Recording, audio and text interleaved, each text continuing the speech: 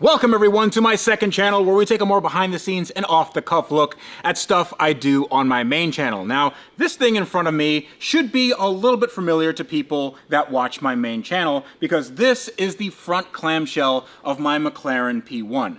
Now, this is not the stock clamshell of the McLaren P1. You'll notice a few things about it, and there might be some things you don't notice. So, first thing is this is exposed carbon.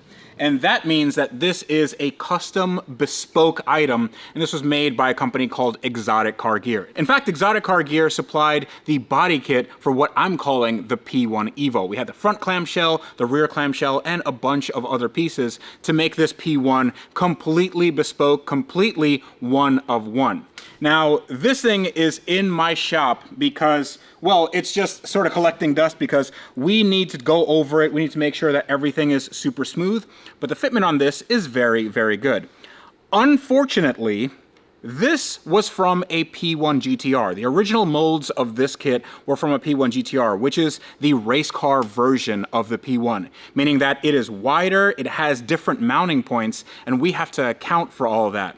So the rear clamshell, which is not here, it's actually being modified to fit my car, and that's in a place called Attacking the Clock. Now, you guys might have seen Attacking the Clock and its owner, Sean, in my other videos. He does really, really good work. I mean, race car stuff, he does show car stuff, he's had SEMA cars, and it's been really, really cool seeing his entire shop, but you guys haven't seen it. So today we're gonna go on a tour of Attacking the Clock, and I'm also gonna show you where the P1 stands right now. So now we are in a place where dreams come true. Sean's shop, Attacking the Clock, and I wanted to show all of you guys the kind of work that he does because he turns cars that, well, really shouldn't be on the road into SEMA show cars. And not just any SEMA show cars, like these are custom one-off crazy creations, and we're gonna go over some of the really cool. Yeah, really cool stuff. So let's start off with this thing. Well, one thing we like to debut our race cars at SEMA because that's the nicest they're ever gonna be. How do you build hype though? It's tricky because we're not good at this part, right? So okay. I think our hype is we just deliver, right? And then it's just like, where did these things come from? But so if you don't hype it up, but you just bring a banger to the show, that's like the best of all worlds, that's risky, right? though, right? It is risky, yeah. We don't know if it's gonna be, and then so basically, SEMA's our first stop for a show car, and we hope that everything after that is on the track. So, but yeah. So what did this start life as? I got this right before a hurricane a couple years ago in Naples, and it was just a bone stock 1991 Mitsubishi minicab.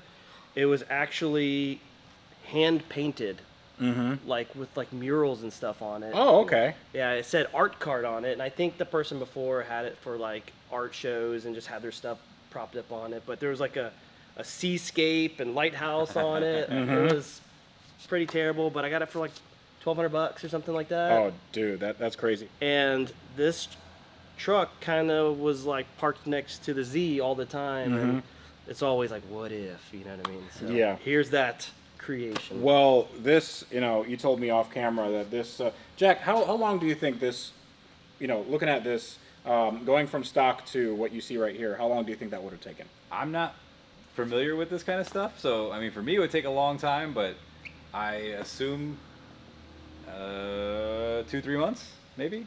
Yeah, we're I think about 5 weeks. It's crazy.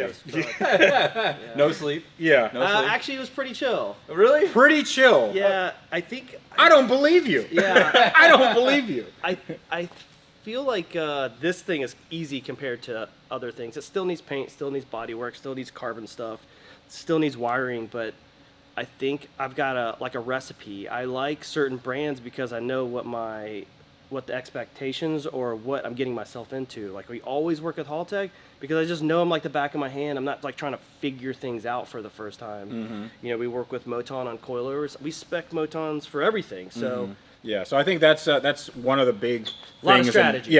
Yeah, one of the big things in builds is like, and you know this as well with your Evo build, like you have to solve all the problems before they become problems. Yeah. Especially if you're doing things that's never been done before. Yeah, yeah. Well, I mean, I don't know anything about. Yeah, that. right. I wouldn't know anything about that. Are you gonna put like a Hayabusa engine in here or something, or? I'm torn. I definitely, it's got the little factory 3-cylinder in it now, and LSV8. yeah, right. That's yeah. So technically, a K vehicle is 660 cc's. So I do actually would like to run this at Pikes Peak. Okay, it's like a And Ninja.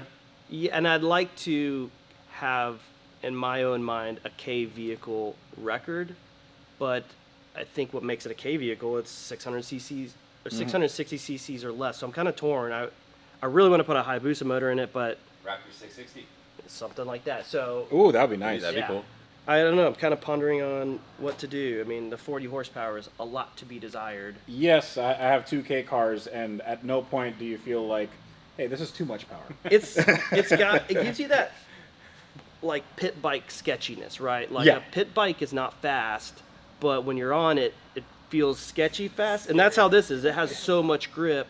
You're You know, at 10 tenths all the time. Yes. Yeah. Yeah, it's got like $6,000 coilovers on it. Like it's got a 4-link rear. Like it's got all the business except for the power, and it gives you that false sense of fast, but it's still like you can't. You're always smiling when you're driving it, Right. even though you're like full tilt. So. Yeah, of course. Yeah.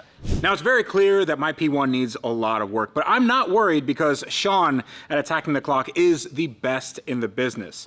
But since we're talking about the best in the business, you should definitely go to our sponsor, Car Vertical, who is the best in the business for your vehicle history reports. Now, Car Vertical has been working with me for a while, and every time I get a new car, or honestly, every time I look around and see a car that I've been working on, I make sure to get a Car Vertical history report, because not only does it tell you if the car's been in a flood, in a fire, or it's been salvaged before because of a wreck, you can actually see photos of it before you got it, meaning that you can see the car in a salvaged state and then make a decision on whether you want to buy it. Now, if it's up to me, I would probably buy every car I see, but I'm really glad that Car Vertical is around. One of my favorite features is its mileage tool. So you can see on an easy to understand graph if the car has any mileage discrepancies. If it has a dip in the graph, then there could be some mileage discrepancies, someone could have filed something wrong, or there could be a little bit of mileage fraud. So make sure you get a Car Vertical history report because it gives you all of this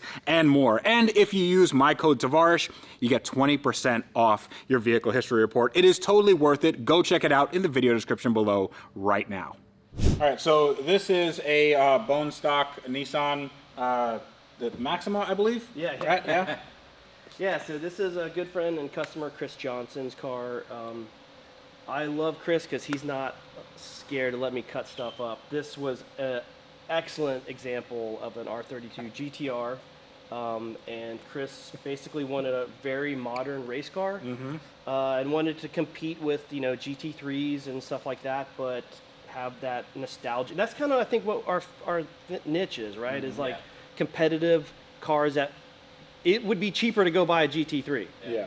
But this is fun, right? This is weird and cool. So this is all business, man. This thing's rowdy. It's got a winner's quick change rear, all custom, you know, rear suspension based off of some 350Z stuff, but it's all billet rear everything. Same thing for the front. Is that air jacks? Yeah, it's got Oh, air that's jacks. cool. He put air jacks on everything. Great. Yeah. Good luck getting a floor jack under anything. Nice. But yeah, it's got a winner's quick change rear. It's got a BMW DCT paddle shift transmission. How does that hold the power? Great. Did you have to upgrade the clutches? Yes. So this got DCT, that's got a DCT, that's got a DCT. The Audi obviously comes factory with a DCT, but We should do a DCT in something. they're cheap. They're A Super, maybe? I'm always down for that. Yeah. I mean, everyone likes to row through gears, which this thing's fun, right? Yeah. But But this DCT thing's is like fast. a Yeah. sequential. Yeah, I mean, Yeah. 100 millisecond shifts in the Z. Yeah. Like, I go back from my experience at Pikes Peak, 156 turns. You're going to downshift 2 to 3 times, upshift 2 to 3 times every turn. I mean, my first year at Pikes Peak, I had a T56. I would just dancing on the floor, right? Yeah. Just like, and then I mean, we cut about almost 2 minutes off our time by being able to keep our hands on the wheels. That's awesome. So proof is in the pudding. Yeah. It's not as fun, but it's fast. I think it still is fun. Yeah. It's a different kind of fun, right? Like, Well, it's crazy when you click it and boom, you know what I mean? Like it's you still get a lot of enjoyment. you become more of like you become more like it meshed with the car at that point. Because even though you're shifting, you're so focused on shifting and going through the gears. When you're holding that wheel, you're like, all right, that next turn is here, and you're already thinking shift. You can shift in corners That's twice. cool. You know what I mean? It's pretty rad. Yeah, and then it's got a really gnarly RB, so it's RB28 now, but Is that HKS? no, it's almost too expensive. We're considering taking this out and putting a like Roush Yates V8 in it, Okay. only because I don't like RBs. Okay. Like I do like nothing. I don't think there's a better sounding inline six, but Yes. they're just a lot of maintenance and they're really expensive. Like this is a super expensive motor, brand new head that was CNC ported, brand spanking new N1 block that was built to the T, and it's like, how long is it gonna last? You know what I mean? We've done everything we can to keep it in check, but we'll see. You know what I mean? It's I know It's only 2.8 everybody's liters. There's only so much you can do. That's a gigantic turbo. yeah, So, yeah. and people already hate us anyways because it's not an all-wheel drive anymore, and then it's Okay. only fitting to take the motor out and put a V8 in it, right? Yeah. So Well, this is front-wheel drive now, right? yeah, Yeah, I figured. But you created like basically all the carbon body bits on this car. Now, some of the stuff you didn't create, but like you fit everything because, as we know, aftermarket carbon fiber isn't really, sometimes it doesn't fit all that well, so it needs a little fettling. Yeah, I mean, I think pride ourselves in fit and finish, so we're kind of used to things that don't fit and then making them fit. That's almost everything. And then, yeah, like this front fender doesn't exist. We wanted to, Chris wanted us, basically those hips that are known on the back of a GTR, kind of emulate that on the front without going nuts, right? So, yeah, it's about an inch wider in the front, but then we kind of added our, engineering as far as being able to get all that trapped air out of the fender off the backside subtly, right? And then we've got a full carbon front bumper that's gnarly with 4 canards on the front and all that stuff. But, What did this start as? I believe it's some sort of Z. yeah, But it's not that anymore. I bought what I thought looked pretty decent 240Z off of Craigslist. So, yeah, about 6 years ago. And my plan, I was getting out of professional motorcycle racing and kind of wanting to do some track day stuff. Right. And I just wanted to do an LS swapped resto mod, Z. And this was my first classic car. And basically I started taking fenders off and everything. And I'm like, this thing is atrocious. It wasn't rusty. It was just rotten everywhere. And if you're a Z guy, they all rot. they're all rotten, or you have a $100,000 bone stock Z, right? There's far few in between. So I wanted to race Pikes Peak on a motorcycle and kind of never got that opportunity. And then this car was just a trash and kind of just sat for like 6 months not doing anything with it. And I was just like, I guess we got to build a Pikes Peak car. So that's the rationale. So for people that don't know what Pikes Peak is, I mean the actual place Pikes Peak, it's a big tourist destination, and it's like 14,000 feet in elevation. You get to the top, and like you got to get like an oxygen tank, at least I do. And what happens with cars is that when you're at that altitude, they don't really perform well, especially if they're naturally aspirated. So there's a lot of turbos and superchargers, and sometimes nitrous involved in these cars, and they race up this entire this huge hill. As fast as possible. Like Ken Block did it, and there's like annual races and stuff. And if you've ever driven a car, you know that cars like lose a lot of power. And to build one that's specifically for this, it's so grueling because you have load you're going uphill at a pretty decent angle. You're going at speed. You have to worry about actually falling off the mountain.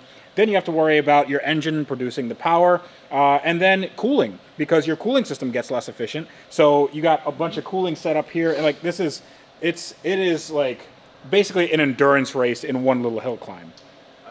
That's exactly it. I mean, you can lose 20 to 30% horsepower at Pikes Peak as you climb.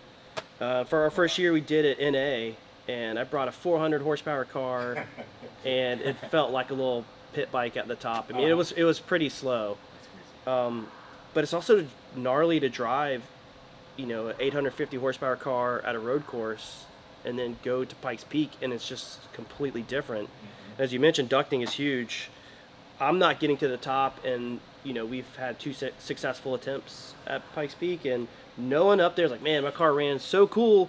It was perfect. Everyone's like barely making it. A lot of temps are, you got factory Porsche teams having temp issues and things like that. So all of the cooling system is on the very front of the car because you have to have like wind resistance.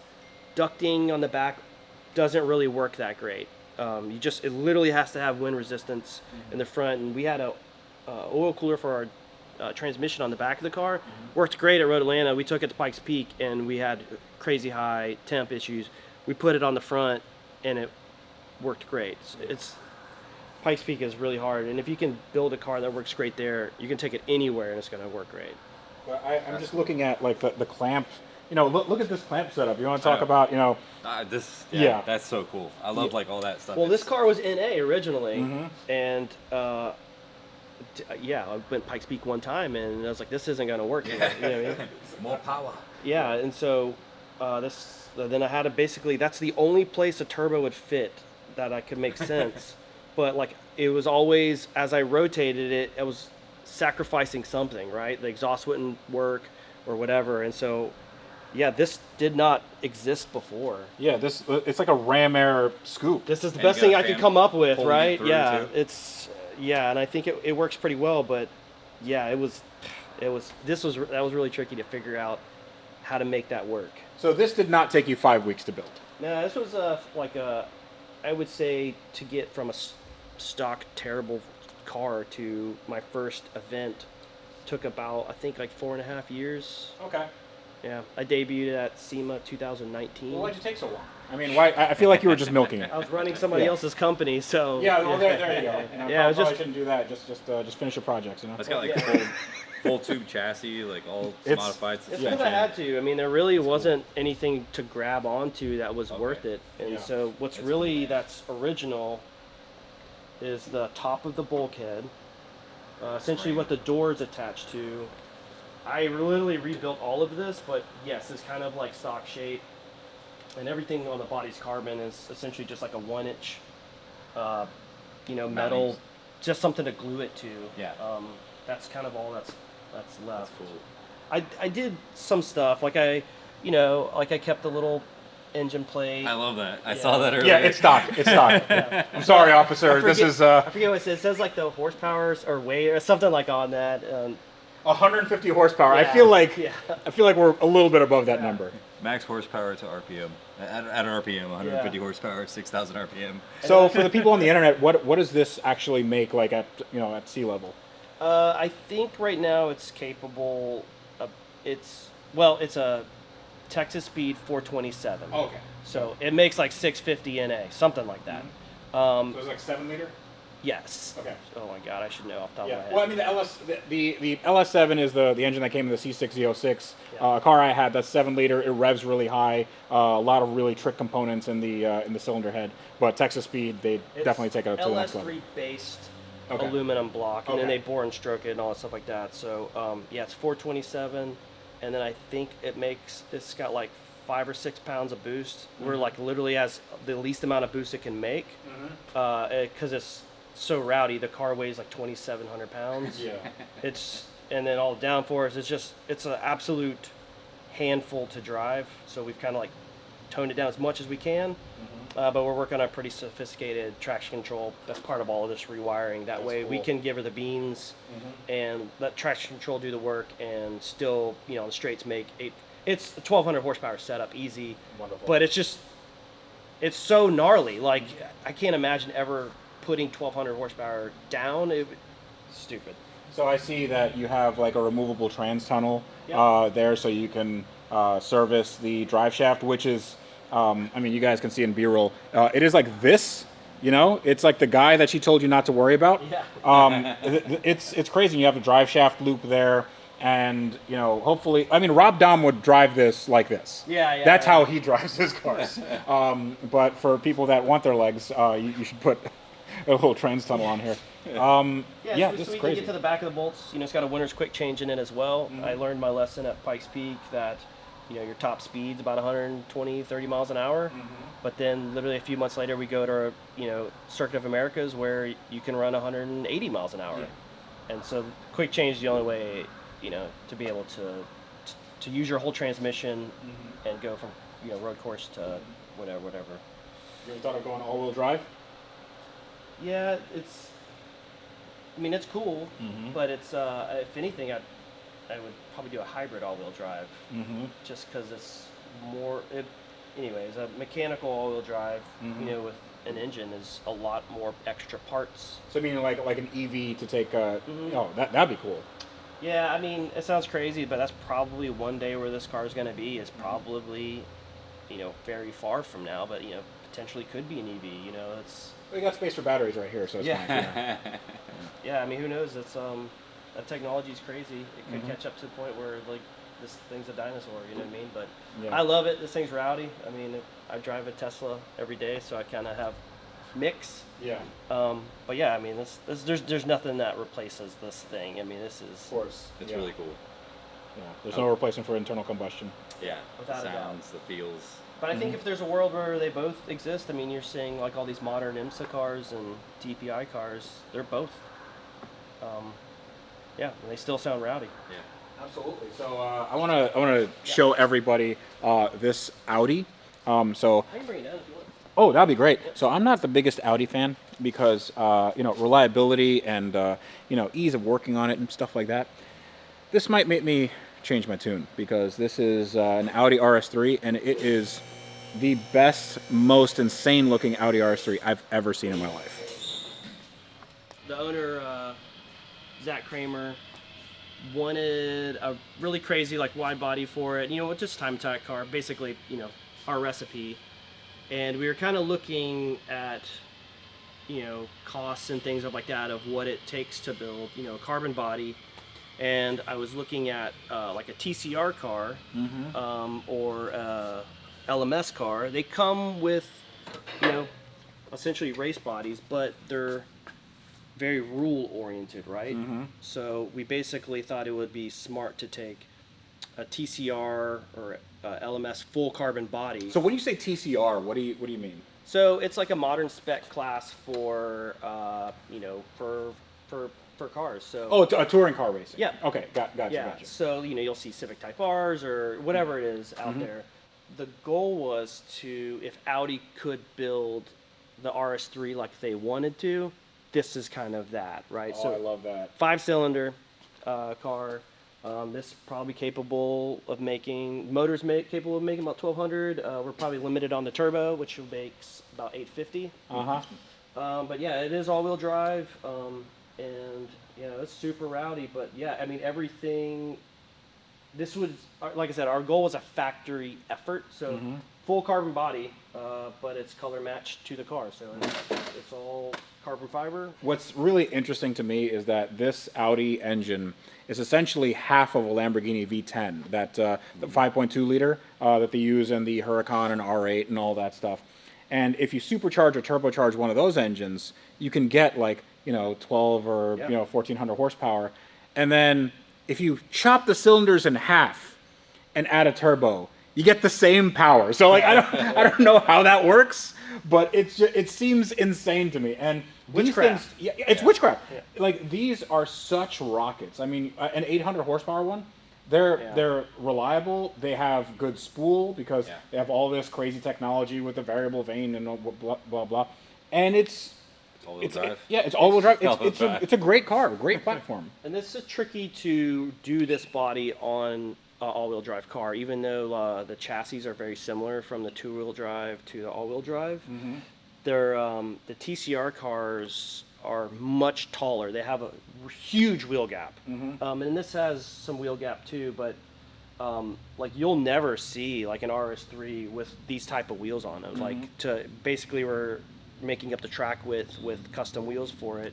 Yeah, it's running a 305 square setup. That's the Hellcat, right? That's a Hellcat. Yeah, it's basically a Hellcat tire setup here. Yes.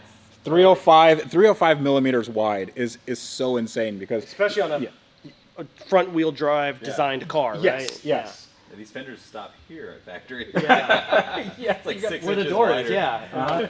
Yeah, and it's has a lot of first stuff like it's got again Moton coilovers, but it's based off of the Volkswagen factory Nürburgring effort car. Oh wow.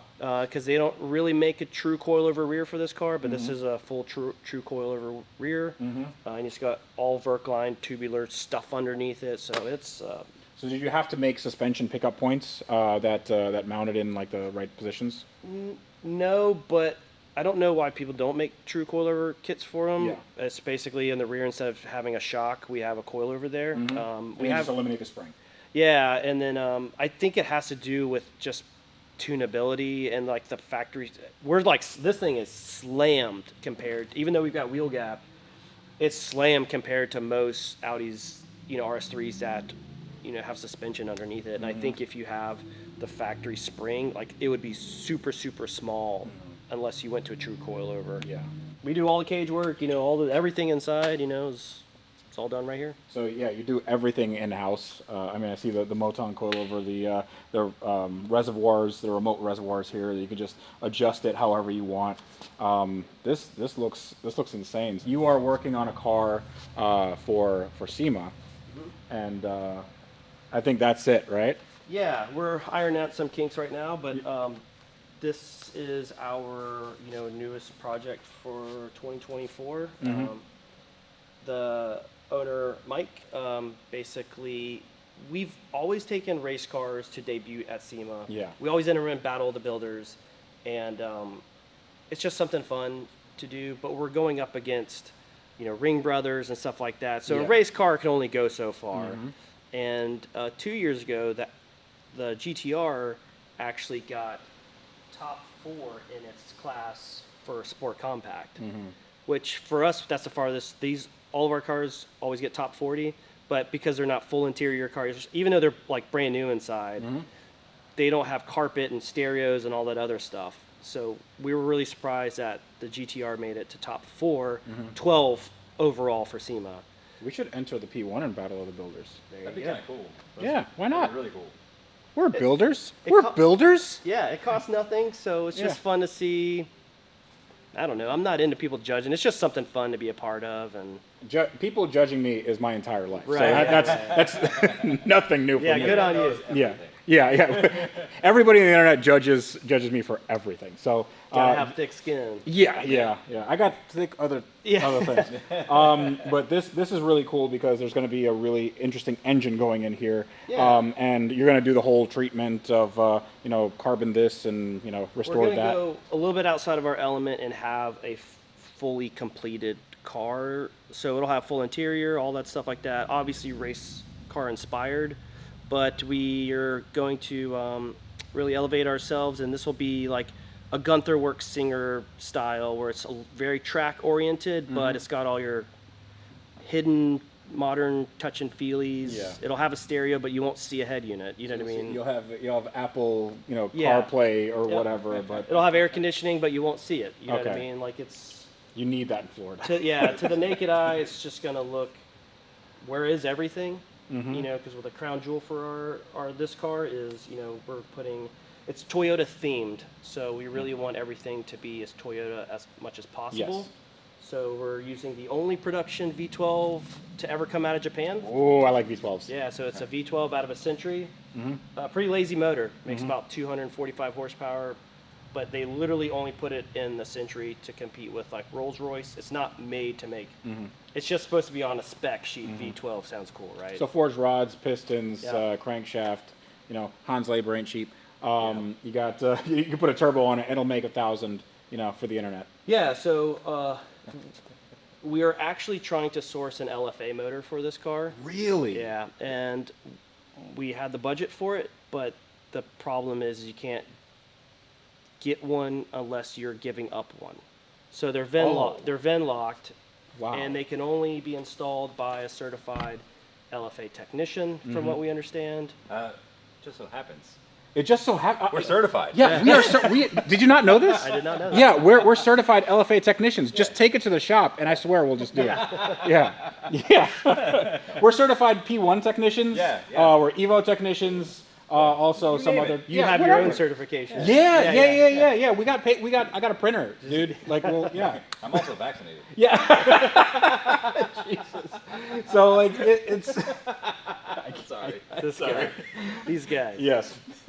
No, that's insane. So I guess getting an LFA engine is like getting a P1 engine because like you have to clear it with every muckety muck in the company. So your only chance is to buy a crashed LFA. They don't exist. Right. Yeah. So then we actually started looking at Toyota F1 engines That's, oh my God. and they don't really exist because those were Right. kind of subcontracted. So you Yes. might see a Toyota valve cover, but it's probably a Judd motor or something like that. Yes.